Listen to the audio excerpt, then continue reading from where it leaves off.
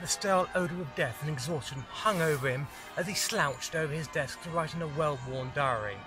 It was only a matter of minutes before he was due to parley with the German delegation for the final resolution of the Treaty of Peace. Winston Churchill found his heart sickening at the thought that his friends went through this torment and humiliation of the last 4 years for what seemed like nothing.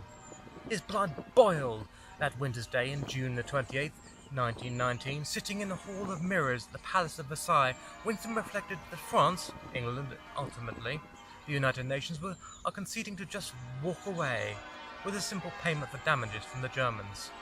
The stipulations were severe for the Habsburgs and Wilhelm II in particular. Germany had to surrender her colonies, which were ordered to various allied countries. She was not even allowed to have a defensive force of arms like tanks or submarines anymore. The Rhineland was to be occupied by Allied troops for 15 years and to be permanently demilitarized. There was even an outcry from Germanic economists on the peace settlement. War guilt, they called it. The Secretary for the League of Nations had been told it was necessary for him to be present for the signing of the abominable act. He was certain the Germans would have difficulty paying back the debt that the wars across Europe, and particularly France, had incurred. Damages of 6.6 billion would take the affair well into the new century. 6 months of negotiations led to this conciliatory atrocity.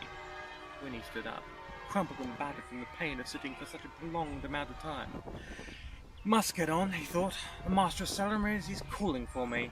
He trudged slowly towards the ornate door to the negotiation rooms, unable to stomach the lows of individualism and destroyed lives that had been so gratuitously disrespected.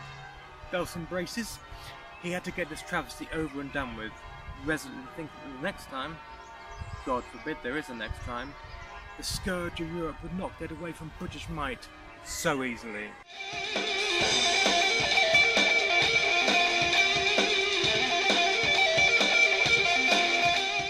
The might of the British Empire in 1919 was imposed on a system of government that could not even start to effectively pay back war damages until 1921. Today we see that same government decided to bow out of promises made at the start of Theresa May's stay in office, just 25 days before its second anniversary. The election imposed on an ailing country are just a symptom of cowardice and fear, similar to those we imposed on the German government not 100 years ago. The damage that our Prime Minister today has caused England will resonate for far longer than that which we did to the economy of Europe, however. Unlike that time, in 2017, as a bench of ministers had no faith, or indeed any faith, was in opposition at all. Tony Blair has recently said that it'll be Theresa May if the polls are right. I think the real issue is the blank cheque. It's what mandates she claim on Brexit, on the health service, and all other things. That's not even counting the fact that he's back to Labour. Even more disturbing, with realisation of two-faced connivances, is that European Commission President Jean-Claude Juncker and the EU's main Brexit negotiator, Michael Barnier, had dinner with the Prime Minister in April of 2017. This deep and special relationship has Britain making compromises and negotiations according to the Prosperity UK Conference. David Davis has said as a result that we have very good reason to feel optimistic, with the rest of the EU only considering the UK's withdrawal from an agenda originally established by Britain. We have to wonder whether they're simply getting their own back for constant subjugation and the severity of the past. 1919 also saw the Polish corridor created in the Tsar Basin to be administered by the League of Nations till 1935, Britain abandoning them to their fate. It wasn't until 1946 that they were allowed a plebiscite vote. How much guidance do we need to give to Europe? Indeed, it seems that our citizens of all the UK saying, there's a lake, there's the fish, here's the rod, whilst you've gone on with it, I'm going over here to have a fag and watch you sail. Bye. With Boris Johnson describing Jeremy Corbyn as a benign herbivore and disparaging his ability to take assertive action on foreign issues, we have to ask ourselves, is assertive action what we really want anyway? Assertive being just another word for threatening behaviour. Corbyn then attacks back with a comparative truism about the state of the NHS, stating, after his broken promise of $350 million a week for the NHS, why should we believe a word he says? although the health service is only half of the overall problem. It is, after all, only an institution created to rectify the damage of consecutive world wars. Damage that was caused by consecutive wars around the whole of Europe.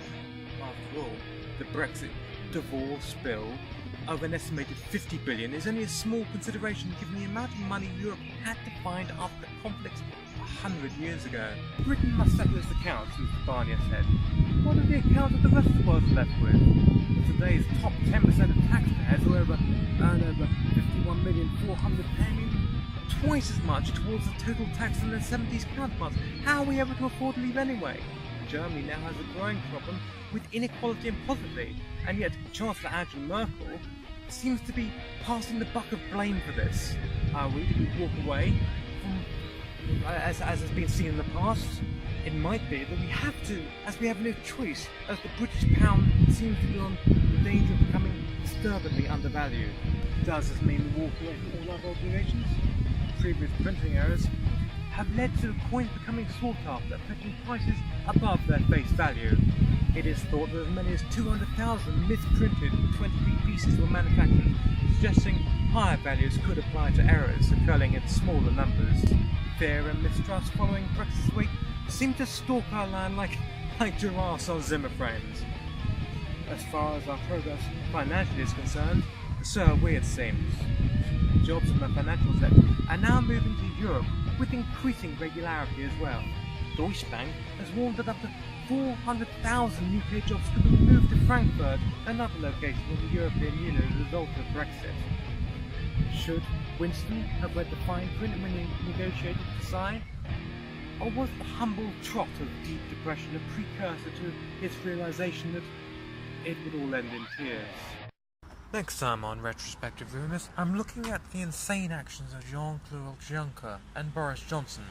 The one is negotiating absurdly on the trade negotiations on leaving Brexit, and the other calling Jeremy Corbyn a mugwump.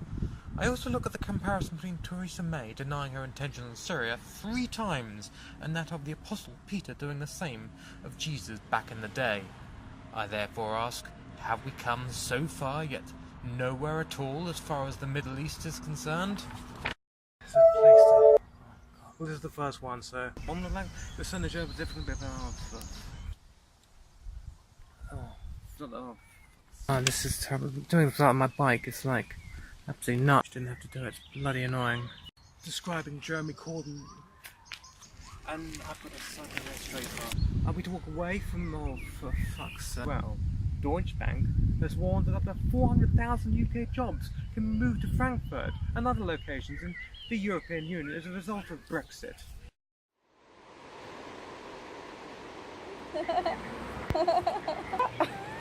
Beautiful.